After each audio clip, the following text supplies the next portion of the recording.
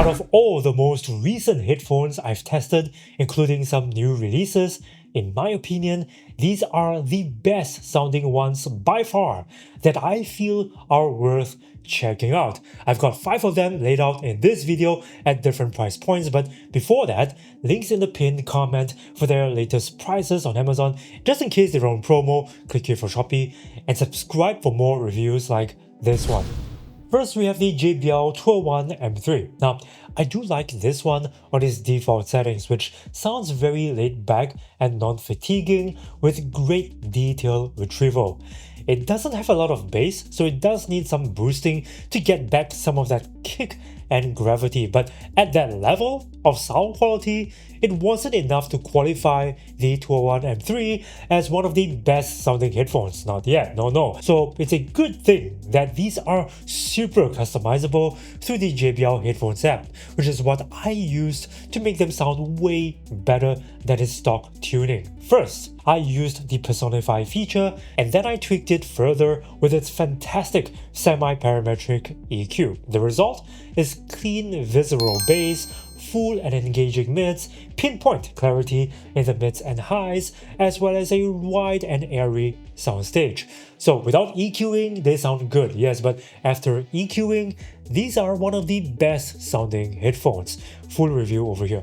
Next, we have the Sony 1000X The Collection. Now, unlike the XM6, this one sounds great out of the box already, and it's even got DSEE Ultimate, which cleans up the separation even further. Sound staging's more on the enveloping and intimate side, which brings out the excitement and intensity of music. Now, at first, my issue with the collection is that it sounded a bit too bright and crisp in the upper mid-range. So what I did was I created an EQ setting for it, which I dubbed the Singapore EQ setting, which made it sound just as visceral and punchy as before, but without any hint of sibilance.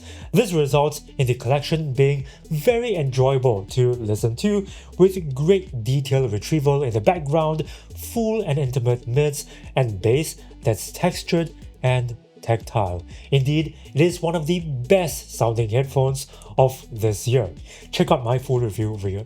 Next, we have the Sennheiser HDB 630. Now, what I liked most about the HDB 630, even more so than the newer Momentum 5, is firstly how resolving it is in the higher mid frequencies, which brings out the vibrance of instruments like hi-hats and cymbals, and number 2, its high dynamic range, which really brings out subtle details in the background. So you're going to hear a lot more in your music that you've never noticed before. Its sound staging is also pretty laid back, which gives the impression of depth. But what makes the HDB 630 one of the best sounding headphones is this.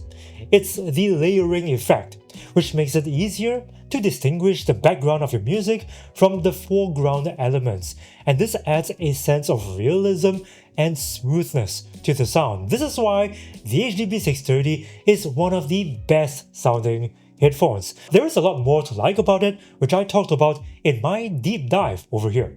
Now, even among the headphones in this roundup, the B&W PX8S2 is one of the better sounding ones. It's not a bass cannon like the PX7S3, yet its bass is still very powerful, textured, and tactile. The clarity it produces is visceral, and vocals from the PX8S2 sound rich, impactful, and full of presence. It's also awesome for its dynamic range, being able to resolve subtle details easily against a dark backdrop, so you end up hearing more in your music than you're used to hearing on other headphones. And just like the HDB 630, I'm also getting very nice layering and gradient for added realism in the soundstage due to that 3-dimensional effect, although I would say it's to a lesser degree than what the Sennheisers produce. Overall, these are one of the best sounding headphones, and there's more to it in my full review. And finally, we have the Cambridge Audio Melomania P100 SE. Now, the sound quality from the P100 SE stands out over the others in 2 big ways. First, they are very resolving in terms of their transient details. So tracks have a sharper focus, bass has more visceral texture, so you can even feel the tremble of the bass guitar strings with every pluck. And percussions and strings have a bit more airiness. It also has the best layering of this group, a holographic image that feels a bit more 3D than even the HDB 630. So if you want to go beyond just having clean separation, low distortion, and great dynamic range, you should definitely try the P100 SE for that layered imaging.